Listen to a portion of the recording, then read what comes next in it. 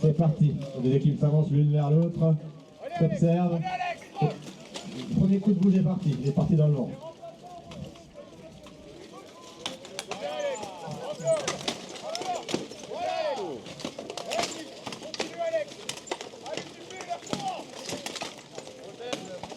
Les deux runners au milieu de la liste qui s'observent, qui s'avancent l'un contre l'autre. Qui se neutraliser.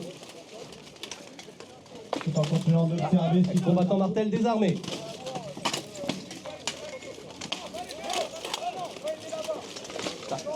Double mise au sol.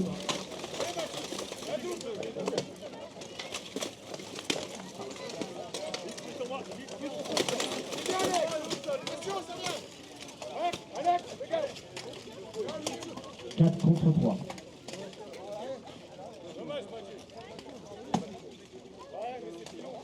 Alex, fais gaffe à ton judo.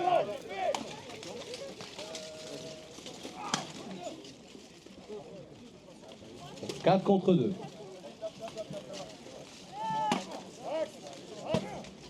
Les coups de bouge dans les côtes, sur les flottantes.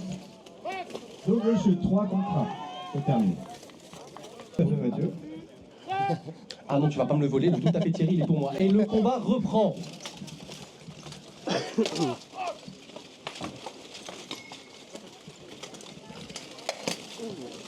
À la ligne de complètement désorganisée. Ah, un monégasque au sol.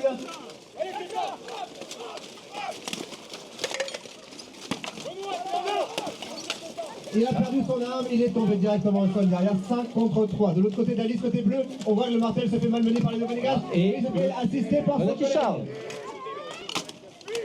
Double chute.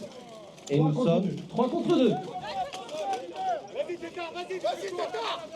Pilon, Tétard, pilon. Benoît, garde-le comme ça. Tétard, pilon. 3 contre 2, ils sont tous du côté bleu d'Alice, vous pouvez voir les poteaux, hein, ils sont ici là pour voir la couleur. Et un Martel qui a perdu son arme, donc il est obligé d'aller en chercher, il ne peut plus porter de coups offensifs. Chute d'un Martel, 2 contre 2, on revient à l'équilibre. Une charge. Oh, magnifique charge. Magnifique charge de Martel. C'est donc 2 contre 1. Une autre technique très commune, c'est de faire basculer les autres combattants sur les cadavres qui sont déjà par terre, parce que les personnes qui sont tombées, on appelle ça les cadavres dans notre jargon, ça compte tout simplement comme un obstacle. Donc on peut très bien les pousser par-dessus. Double chute, donc il ne reste plus qu'un seul combattant debout de Martel, c'est donc eux qui remportent le round. Le troisième round, IM Val de Sud va démarrer, c'est parti. Combattants s'avancent l'un vers l'autre, tout en s'observant comme d'habitude. Les lignes sont brisées. Et on voit justement le runner qui a percé la ligne et qui a enfoncé le runner Grimaldi pour aller le coincer dans le point bleu. Absolument.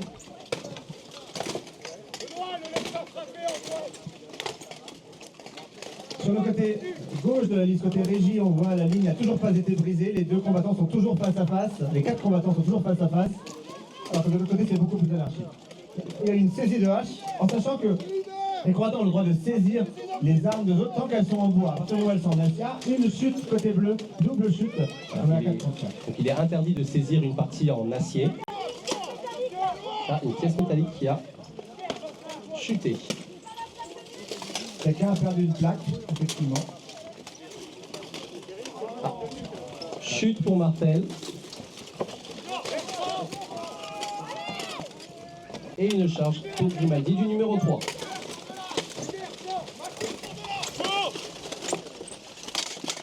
On va pas Martel qui est venu assister son copain qui est en difficulté. Saisie à la tête de l'autre côté, mise à sol du numéro 32 de Martel. Et donc suprématie pour Grimaldi.